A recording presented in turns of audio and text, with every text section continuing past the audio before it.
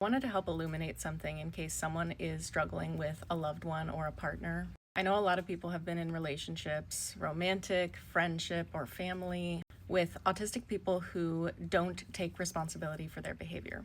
And the interplay goes something like, why can't you just accept me and my autism? I just behave this way. And you stand back and you're like, but you can't just say stuff like that. You can't just railroad over my feelings. You can't just cheat on me.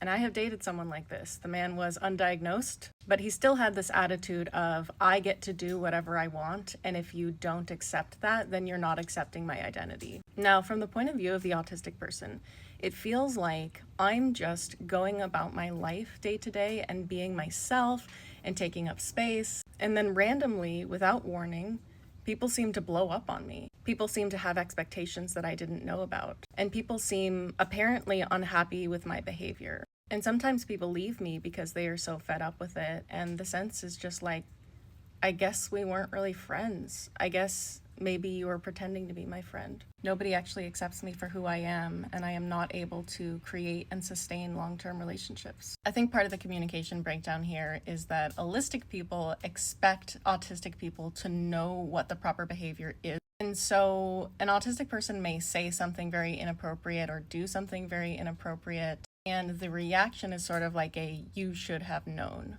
Now, in my experience as an autistic and a Sagittarius with Mercury in Sag, is that I say and do things that are inappropriate all the time to people. And I don't know before I say them or do them that they are inappropriate. So what I tend to need is someone to say to me directly and in the moment, that is not okay with me and that is not appropriate to me and here's why. Or, wow, when you said that, that really hurt my feelings. And then I can go, oh, wow, now that I realize I said that, I am so sorry I hurt your feelings. The skill building there for the autistic person is to be able to take responsibility for what you say and do, and to promptly apologize if you hurt people. The issue that the allistic person can have is that they will give a correction once and expect that the autistic person will from then on know that that is inappropriate in the moment. And so when the autistic person does it again, the allistic person will say, wow, I can't believe you did that again. Now, this is tricky because in my personal experience, I'm not able to change my behavior with those things a lot of the time.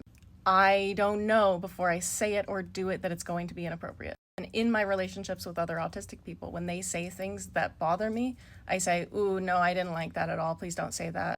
And they'll go, oh, I'm so sorry. Okay. It is this childlike inability to see before you do it that it will hurt or be inappropriate.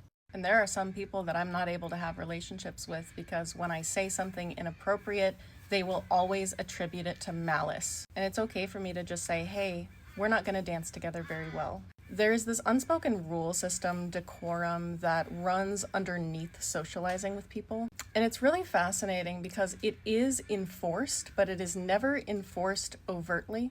I had a friend who was probably autistic, but had a sister who was like more outwardly autistic. And they had a caregiver for their elderly mom. And the sister had that kind of autism that just like never has had a mask. And she would reprimand the caregiver for loading the dishwasher wrong. Regularly, she would go up to her and be like, what are you doing with the dishes? Don't do it like that. And my friend was mortified, and she would talk to her sister in private and say, you can't treat the caregiver like that. And her sister would say, oh, okay, I'll do better next time.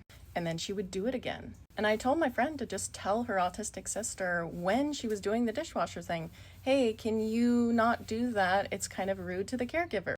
And my friend said, yeah, but I don't want the caregiver to know that I'm policing my sister's behavior. And I was like, yeah, but that's what you're doing. So you might as well have everybody know. And what I try to tell people who have autistic loved ones is who is being the loving participant and who is not. Who is policing their sister's behavior and imposing rules that they want to be secret. And what is the autistic sister's response when she gets corrected? Oh, okay, I'll try to do better. Who's the more loving participant there?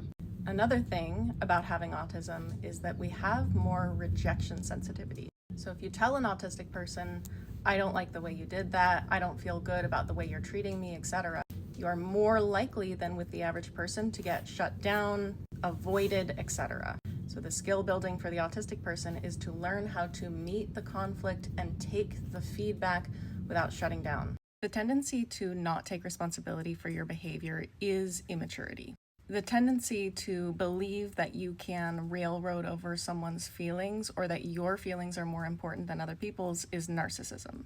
Narcissism and childlike nature or immaturity have a lot of overlap. And it seems to me that we have more autistic people who have narcissistic tendencies and more autistic people that are more immature than the average person. And the reason for that is because autistic people are not well understood by their caregivers, by the people who surround them early in life. And so where a neurotypical child would get lots of positive mirroring, basically, I'm being myself. Mirror says, you are good. I'm being myself. Mirror says, you are worthy and I love you for who you are. For an autistic person, it goes, I'm being myself. Mirror says, you're weird. I'm just doing what I do. Mirror says, I don't understand you and I want you to do it differently. And then the autistic person, without anyone having to teach them how to do this, goes, oh, okay, so I gotta just try not to be weird. It's really hard for me to not be weird, but I'm gonna try my hardest so that I can get loved. Love is literally what wires our brains. It is how we grow and mature and thrive and develop proprioception and all these things. And so an autistic child is more likely to miss those developmental milestones, is more likely to be socially behind, is more likely to maintain their childlike narcissism. And I'll make another video on autism and sort of the two paths or adaptations that you can choose in childhood. But sort of in summary, autistic people don't have to pretend to be someone they're not, but they do need to take responsibility for their behavior. They do not get to just run over other people's feelings or cheat on them just because they're autistic. And if they do those things, people are not rejecting them for their autism, they are rejecting them for their immature behavior.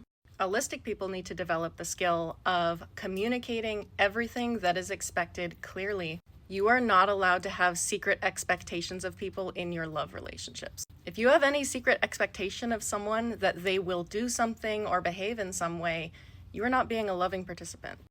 If you have communicated your expectation and then someone violates it, then you get to hold them to account. Some people's disabilities will make them incompatible with certain partners, and the incompatible partner should not stick around to try to accept the person more.